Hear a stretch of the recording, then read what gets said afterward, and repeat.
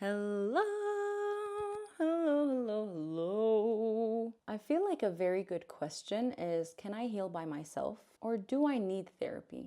I know when I started my healing journey, I wanted to finish as quickly as possible. Yalla yalla. I just want to get it over with. And the truth is, healing is not this task that you do once and then you're done. What I've learned is that healing is a journey and a mindset. Healing is an approach. Healing is making a decision that nothing matters more than that I feel good.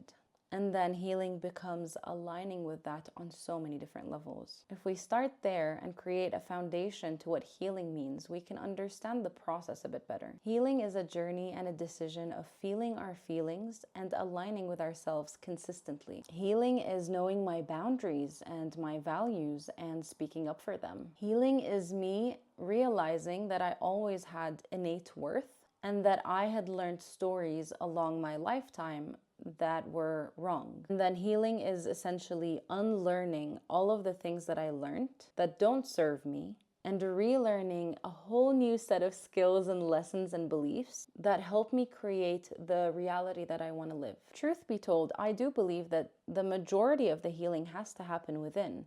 I have to decide these things and I have to be consistent and I have to actually put in the work and the effort. And it's a daily practice. Because the thing with healing is it's cyclical. A lot of the people that go on these wellness journeys have this experience of, I thought I was done with this.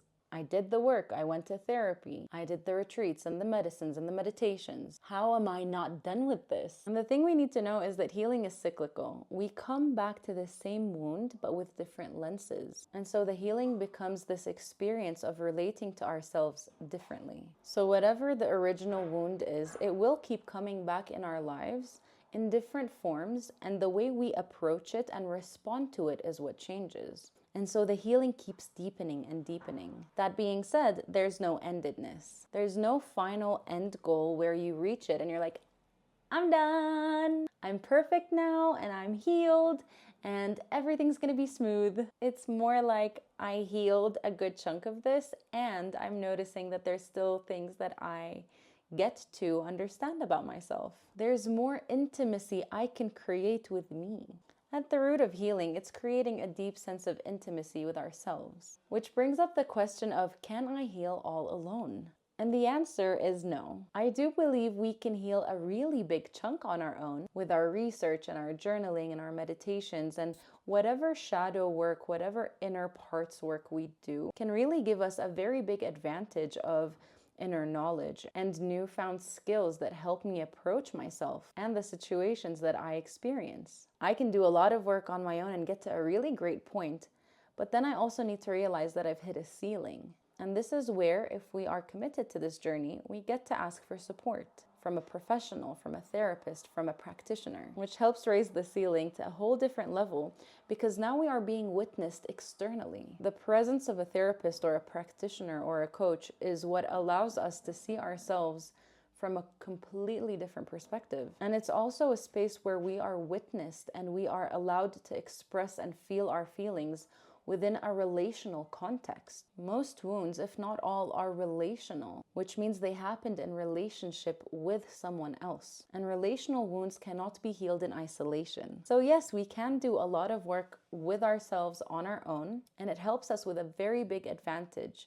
Usually very intellectual advantage, because we understand the narrative and our story and we know everything that happened to us and why it happened and what that person meant by it. But usually we hit the ceiling when we're not feeling our feelings fully. And sometimes we can't feel our feelings fully on our own because they can be too scary or too heavy, and we need someone to support it and carry it with us. In sessions I give my clients, I get to witness them and I get to hear different parts of them expressing themselves. And then I get to see how their system starts to communicate and creates a deeper harmony within. It's a really lovely process. I also know that when I receive sessions, I start noticing my system in completely new ways. And I've been doing the work for years, and still I'm surprised by the things that come up. So yes, you can do a lot of work on your own and you can become super well versed in the story of you. And you also get to ask for support. You get to want to experience yourself mirrored by a professional, someone that creates the capacity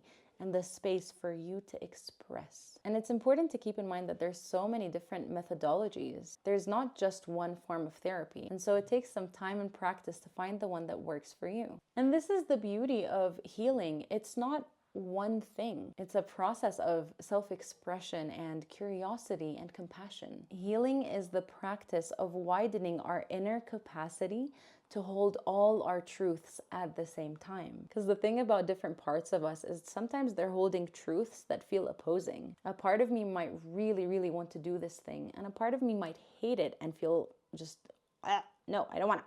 And the process of healing is that I, as Remi, as the self with a capital S, can create space for both of these parts of me to speak their truths and to be known by me and to be felt by me. It's me having a relationship with me. You know, when you're driving and there's a blind spot and someone comes up and you're like, oh my God, they came out of nowhere. I didn't even see them there. Sometimes the same thing happens with parts of us where a part of us comes up out of nowhere and we're so surprised by this aspect of our character or self. And yet in reality, this part of us has been with us for many, many years. It's always been there in one form or another, but we might have not noticed it. We might have not been aware of its presence. And at the end of the day, I feel like experience is how we create knowledge. And so if you are curious about therapy, try it out. Do some research, see what feels right for you, see what resonates with your soul. And if you choose not to try therapy, that's okay too. Because at the end of the day, all of life is just choices. And so you get to do whatever makes you feel good. I know that for me in my journey, I really, really loved and wanted therapy. And when I needed it the most, when I was at rock bottom, I was super consistent and diligent and I went weekly. And now a few years later that I feel much more capable and equipped with tools that help me, I still get sessions, but a bit less frequently. Now it feels more like maintenance. There is no shame and guilt in wanting support.